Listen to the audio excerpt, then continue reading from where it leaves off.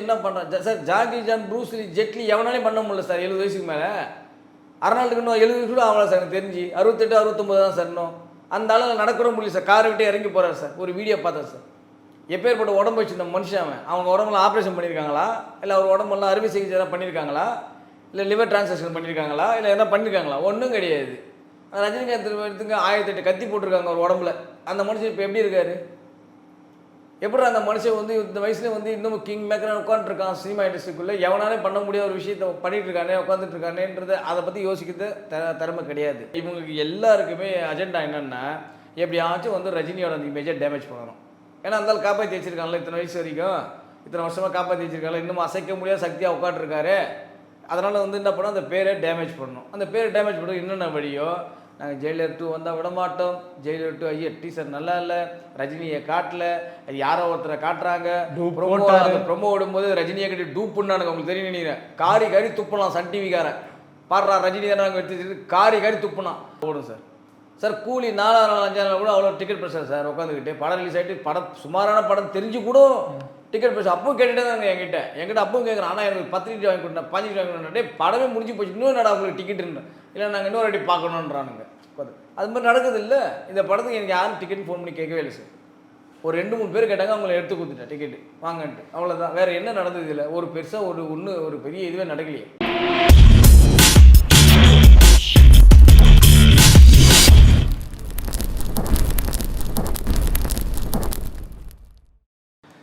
இப்போ வந்து ஜெயிலர் 2 வந்து பரபரப்பாக ரிலீஸ் ஆக போகுது அக்டோபரில். ஸோ ஜஸ்ட்டு அவர் நின்றுட்டு இருக்கிற ஒரு போஸ் கொடுத்து ஒரு சாங் ஒரு மியூசிக் தான் ரிலீஸ் பண்ணாங்க, பிளாஸ்ட் ஆகிடுச்சு. ஆனால் இன்னமும் வந்து பார்த்தீங்கன்னா ரஜினி படம் வந்தால் நாங்கள் வந்து விட மாட்டோம் அப்படின்னு சில பேர்லாம் தெரியுறாங்க. பாப்போம் படம் எப்படி ஓடுதுன்னு நாங்கள் பார்த்துறோம் அப்படின்லாம் பேசுகிறாங்க. இதை பற்றி நீங்கள் என்ன நினைக்கிறீங்க? இப்படி தான் வந்து ஜெயிலருக்கு வந்து நாங்கள் சூழலை ஏற்றுவோம்னு வந்து போஸ்ட் வச்சு ஒட்டினாங்க. ஜெயிலரை ஃபெயிலியர் ஆக்குவோம்னாங்க. கடைசியில் பார்த்தா அதுதான் ஹையஸ்ட் கிராஸர் தமிழ்நாட்டிலேயே. இன்று வரை ரிலீஸ் ஆன தமிழ் படங்கள்லேயே அதிக வசூல் செய்த திரைப்படம் ஜெயிலரு. இப்போ எங்கே போய் மூஞ்சி தூக்கி வச்சுப்பாங்களா இவங்கெல்லாம்? எனக்கு சொல்லுங்கள், நீங்கள் எங்கே தூக்கி வச்சுப்பானுங்களா? அந்த படத்துக்கு டிக்கெட் கிடைக்க முடியலன்ட்டு என்னென்ன படம் ஞாபகம் இருக்கா? சமீபத்தில் கூலின்னு ஒரு திரைப்படம் வந்து சார், தெரியுமா சார்? எவ்வளோ ப்ரெஷர் தெரியுமா? Ticket pressure. முதல் நாள் அவன் தேட்டருக்கு துணிக்கான ஓடினானுங்க, எப்போ சாமி என்னை விடுங்கடா அப்படின்னானுங்க. அவ்வளோ ப்ரெஷர் தெரியுமா அந்த படத்துக்கு? அது படம் சுமாரான படம் கூட விடுங்க சார். என்ன டிக்கெட் இஷ்யூ ஆச்சு தெரியுமா? ஒவ்வொரு தேட்டரில் இப்போ கேட்டு பாருங்கள் சார். போயிட்டு இவங்கெல்லாம் உட்காந்து பேசுகிறானுங்க, உட்காந்து பேசிக்கிட்டு. ஒரே ஒன்று சொல்கிறேன் சார், அதாவது ஒரே ஒரு விஷயந்தான் என்னென்னா, தங்களால் வந்து நிரூபிக்க முடியும்னு வச்சிங்களேன், அவனுங்க என்ன பண்ணுவாங்கன்னா அடுத்தவங்களை வந்து மட்டம் தட்டிகிட்டே தான் இருப்பானுங்க. இது வந்து ஃபேக்ட்டு. இது இங்கே இல்லை, இது எல்லா துறையிலையும் இருக்கிற ஒரு விஷயந்தான். ஒரு மனுஷன் என்ன சாதனை பண்ணியிருக்கான், ஒரு மனுஷன் எப்படா இந்த வயசுலேயே வந்து சார் அர்னால்டு என்ன ஆச்சு தெரியுமா சார்? சமீபத்தில் ஒரு வீடியோ பார்த்தேன் ஒரு ஃபேஸ்புக்கில். டெர்மினேட்டர் இருந்த அர்னால்டுக்கும் இப்போ இருக்க அர்னால்டுக்கும் போட்டிருக்கான். அதனால நடக்கவே முடியல, வயசே நடந்து போகிறான் உட்காந்துக்கிட்டு. இந்த மனுஷன் எப்படி இருக்கான்? இந்த மனுஷன் என்ன பண்ணுறான் sir? Jackie Chan, Bruce Lee, Jet Li எவனாலையும் பண்ண முடியல சார் 70 வயசுக்கு மேலே. அர்னால்டுக்கு இன்னும் 70 வயசு கூட ஆகலாம் சார் எனக்கு தெரிஞ்சு. 68, 69 தான் சார் இன்னும். அந்த ஆள் நடக்கிற முடியல சார். காரை விட்டு இறங்கி போகிறார் சார். ஒரு வீடியோ பார்த்தேன் சார். எப்பேற்பட்ட உடம்பு வச்சுருந்த மனுஷன் அவங்க உடம்புல ஆப்ரேஷன் பண்ணியிருக்காங்களா, இல்லை அவர் உடம்பெல்லாம் அறுவை சிகிச்சை எதாவது பண்ணியிருக்காங்களா, இல்லை லிவர் டிரான்சாக்ஷன் பண்ணியிருக்காங்களா, இல்லை எதாவது பண்ணியிருக்காங்களா? ஒன்றும் கிடையாது. ரஜினிகாந்த் எடுத்துங்க 1008 கத்தி போட்டிருக்காங்க ஒரு உடம்புல. அந்த மனுஷன் இப்போ எப்படி இருக்காரு? எப்படி அந்த மனுஷன் வந்து இந்த வயசுல வந்து இன்னும் கிங் மேக்கராக உட்காந்துருக்கான் சினிமா இண்டஸ்ட்ரிக்குள்ளே? எவனாலே பண்ண முடியாத ஒரு விஷயத்த பண்ணிட்டு இருக்கானே, உட்காந்துட்டு இருக்கானேன்றது அதை பற்றி யோசிக்கிறது திறமை கிடையாது. இவங்களுக்கு தேவை என்னென்னா, தாங்கிட்ட இருக்க தப்பை மறைக்கணும்னா அடுத்தவங்க மேலே நம்மளை டீஸ் பண்ணிட்டே இருக்கணும், அடுத்தவங்க நம்ம மட்டும் தட்டிகிட்டே இருக்கணும். அதான் இங்கே பண்ணிக்கிட்டு இருக்கானுங்க. திருத்தணியில் ஒரு தியேட்ரு கூட்டமே வரலன்ட்டு வந்து கேன்சல் பண்ணாங்க. உங்களுக்கு முதல் நாள் முதல் காட்சி ஸ்பெஷல் காட்சி இதுக்கே திருத்தணி கோல்டன் தேட்டர்னு எனக்கு தெரிஞ்சு அந்த தேட்ரு. டிவி நியூஸில் வந்துச்சு சார். நாம் ஒன்றும் சொல்ல சார், டிவி நியூஸில் போட்டாங்க சார். கூட்டம் வராததால் ஷோ கேன்சல். அது என்ன வேணால் இஷ்யூ இருக்கட்டும், நீங்கள் என்ன பண்ணாலும் வந்து இப்போது ஒரு சிம்பிளாக ஒரு லாஜிக் சொல்கிறேன் சார். இப்போது ஒரு சூர்யா படம் நீங்கள் சூரியரை போட்டு நினைக்கிறேன், ரோகிணியில் ஏதோ செலிப்ரேஷன் பண்ணுறதுக்காக வந்து ஏதோ பிரச்சனை ஆகிட்டு அவங்க கடைசியில் அங்கே பண்ணல, அதை தூக்கிட்டு போய்ட்டு ஜிகே சினிமாஸில் பண்ணாங்க. உடனே வந்து சூர்யா படமே ரிலீஸ் பண்ணலையா? இப்போ சூர்யா படத்துக்கு யாரும் போவே இல்லையா ரோகிணியில்? அதுக்கப்புறம் சூர்யா படத்தை யாரும் பார்க்கவே போவே இல்லையா? நீங்கள் லோக்கலில் என்ன வேணால் பிரச்சனை இருக்கட்டும், அந்த ரசிகர்களுக்குள்ளவோ இல்லை ரசிகர் மன்றங்களுக்குள்ளே என்ன வேணால் பிரச்சனை இருக்கட்டும், ஏன் வேறு யாரும் படம் பார்க்க வரமாட்டாங்க சார்? 10 பேரோட வரணும், ஷோ கேன்சல் சார். இவங்கெல்லாம் வந்து மற்ற நடிகர்கள் பற்றி பேசுகிறாங்க. இப்போ உங்களுக்கு புரியுது அவங்களுக்கு? இவங்களுக்கு எல்லாருக்குமே அஜெண்டா என்னென்னா, எப்படியாச்சும் வந்து ரஜினியோட அந்த இமேஜை டேமேஜ் பண்ணணும். ஏன்னா அந்த காப்பாற்றி வச்சுருக்காங்களா இத்தனை வயசு வரைக்கும், இத்தனை வருஷமாக காப்பாற்றி வச்சுருக்காங்களா, இன்னும் அசைக்க முடியாத சக்தியாக உட்காந்துருக்காரு. அதனால் வந்து என்ன பண்ணோம், அந்த பேரை டேமேஜ் பண்ணணும். அந்த பேரை டேமேஜ் பண்ணுறது என்னென்ன வழியோ, நாங்கள் ஜெயிலர் 2 வந்தால் விட மாட்டோம். ஜெயிலர் 2 ஐயா டீசர் நல்லா இல்லை, ரஜினியை காட்டல, அது யாரோ ஒருத்தரை காட்டுறாங்க. அந்த ப்ரொமோ விடும்போது ரஜினியை கட்டி டூப் பண்ணானுங்க. உங்களுக்கு தெரியும் நினைக்கிறேன். காரி துப்பலாம் சன் டிவிக்காரன்.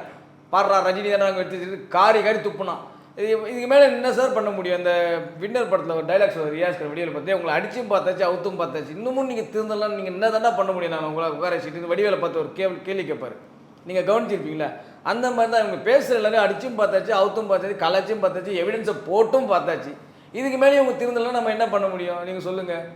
ஸோ ஒரு பெரிய படம் வந்துச்சுன்னா மினிமம் ஒரு 2 வாரமாவது ஃபுல்லாக ஓடும், அடுத்து பெரிய படங்கள்லாம் வராது. ஆனால் இப்போ கடைசியாக அந்த படத்தில் வந்து அதிகமாக ஒரு 4 நாளுக்கு அப்புறம் பெருசாக சுத்தமாக ட்ராப் பண்ணிட்டாங்க. மண்டேக்கு அப்புறம் 4 நாள் அடுத்து ஸ்பைடர்மேனே வந்து அதை காலி பண்ணுறச்சு. இது எப்படி சார் 4 நாள்லாம் போடுங்க? 2வது நாள் நிறைய ஊரில் வந்து ஷோ வந்து பெருசாக டேக் ஆஃப் ஆகல சார். 100 டிக்கெட்டு 150 டிக்கெட் தான் சார் போச்சு. நான் ஒரு ஊருக்கே போயிருந்தேன் சார். ஒரு நண்பர் இன்டர்வியூ எடுக்க நான் போயிருந்தேன்.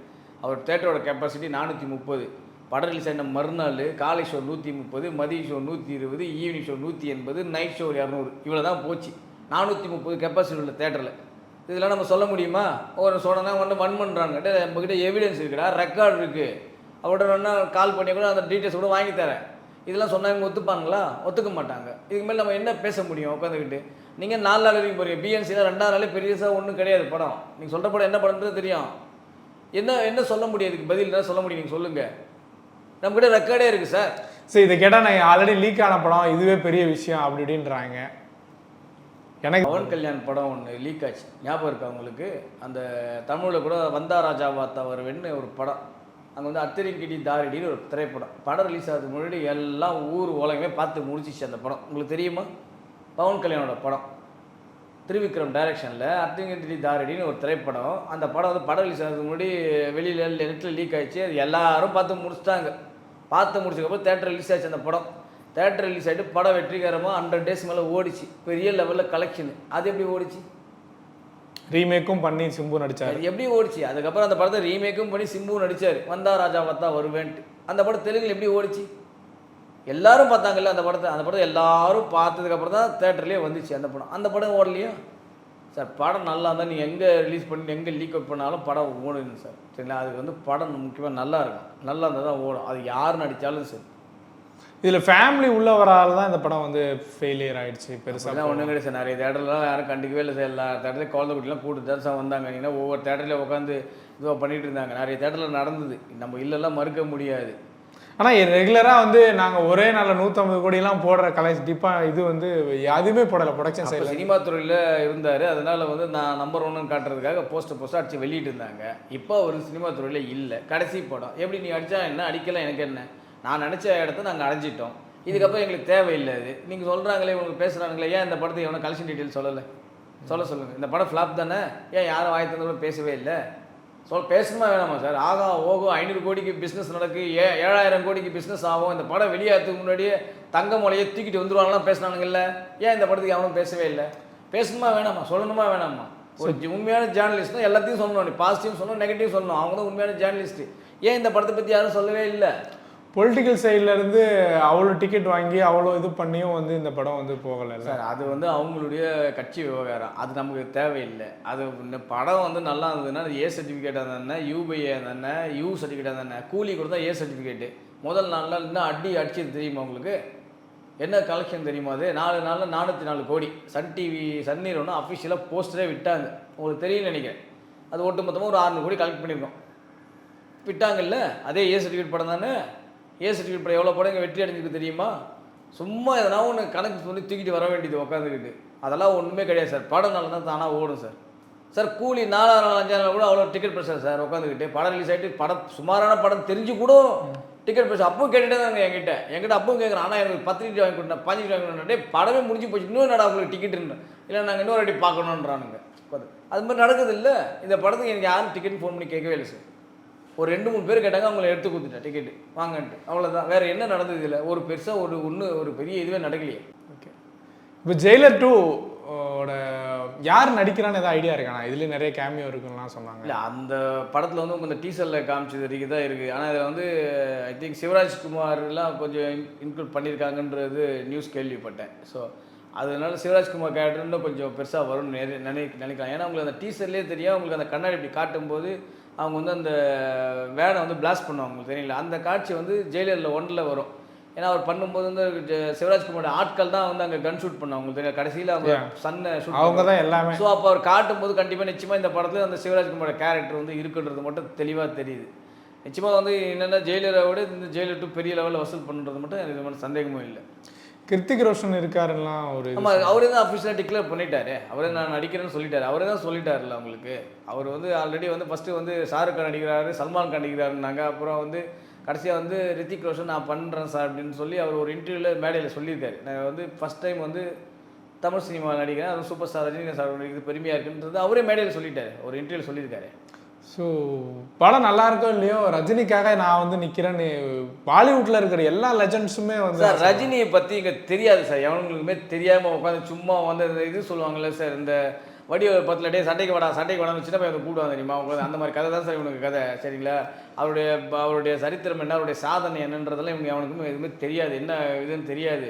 சினிமா காலத்தில் வந்து அதாவது ஒரு விஷயம் சொல்கிறேன் பார்த்தீங்களா, நம்ம எல்லாமே வந்து அரசியலோட சினிமா இருக்கணும் சார். ரஜினி விட்ட இடத்துல தான் சார் நீங்கள் எல்லாருமே இருக்காங்க. ஓப்பனாக சொல்கிறேன், ரஜினி விட்ட கேப்பு, ரஜினி விட்ட இடம் இல்லை, ரஜினி ஒரு பர்டிகுலர் டைம் ஒரு கேப் விட்டுருப்பார் பார்த்தீங்களா, அந்த டைமில் உள்ளே வந்தவங்க தான் எல்லாருமே. நிஜமாக சொல்கிறேன், ரஜினிலாம் தொடர்ந்து பண்ணிக்கிட்டே இருந்தாருன்னா இன்றைக்கெலாம் இன்றைக்கெலாம் வந்து ஒவ்வொரு சார் பொண்ணு வேணாம் சார், தமிழ் சினிமாவில் ஒரு வருஷத்தில் 235 படம் வருதுன்னு வச்சிங்களேன். ஒரு 1985லேருந்து 2005 வரைக்கும் நீ கணக்கு பண்ணி பாருங்கள். அந்த 20 வருஷத்துக்கு 200 படம் வரும். 200 படத்தில் ரஜினியை பற்றி ஒரு டைலாக்கோ இல்லை ஒரு சீனோ இல்லை ரஜினியை பற்றி ஒரு இதுவே இல்லாத ஒரு ரெஃபரன்ஸே இல்லாத ஒரு படம் காட்டுங்க சார் பார்க்கலாம்.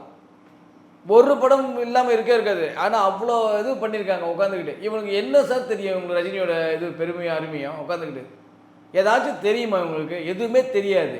ஏன்னா அதாவது நம்ம அதாவது ஒரு விஷயம் சொல்லுவாங்களா, அந்த காலத்தில் நம்ம நியூஸ் பேப்பரை பார்த்தா எல்லா விஷயமும் தெரிஞ்சுக்கிட்டோம். இன்றைக்கி உலகத்தையும் கையில் கொடுத்துட்டாங்க, ஒரு ஆண்ட்ராய்ட் ஃபோனில் கொடுத்துட்டானுங்க. நீங்கள் என்ன வேணாலும் தேட மாட்டாங்க. எனக்கு எது எனக்கு எங்கள் தலைவர் தான் முக்கியம் அப்படின்ற மாதிரி தான் இருக்கிறார்கள். இப்போ ரஜினி ரசிகர் யாருமே வந்து பாக்யராஜ் ஒழிக, சத்யராஜ் ஒழிக, விஜயகாந்த் ஒழிக, கமல் ஒழிகெல்லாம் சொல்ல மாட்டாங்க. எல்லாரும் படத்தையும் போய் பார்ப்பாங்க. ரஜினி படம் தான் பெருசாக கொண்டாடுவாங்க, அவ்வளோதான். அதே தான் மற்ற ரசிகர்களும் அன்றைக்கி இருந்த மற்ற விஜயகாந்த் ரசிகர்களாக இருக்கட்டும், கமலஹாசன் ரசிகர்களாக இருக்கட்டும், எந்த ரசிகர்களாக இருக்கட்டும், ஏன் பாக்யராஜ் டி ராஜேந்திர ரசிகர்கள் வரையும் எடுத்துக்கங்க, எந்த ரசிகர்களாக இருந்தாலும் எல்லார் படத்தையும் கொண்டாடும், தன் தலைவர் படத்தை அதிகமாக கொண்டாடுவாங்க, அவ்வளோதான். ஆனால் இன்றைக்கி இப்படியா இருக்குது? எங்கள் ஆள் படம் மட்டும்தான், மற்ற எவன் படமும் ஓடக்கூடாது இப்படின்றது. அப்புறம் எப்படி சினிமா வளரும்? ரஜினிகாந்த் நினச்சி தான் நீ ஒருத்த உள்ள வர முடியாது சார், தெரியுமா சார் உங்களுக்கு? ரஜினிகாந்த் நினச்சிருந்தா நீ ஒரு நடிகர் பெரிய ஆள் ஆகிட முடியாது. இங்கே இன்றைக்கி ரஜினிகாந்த் கொடுத்த மார்க்கெட்டில் தான் எல்லாமே குளிர் காய்ச்சிட்டு இருக்கீங்க உட்காந்துக்கிட்டு.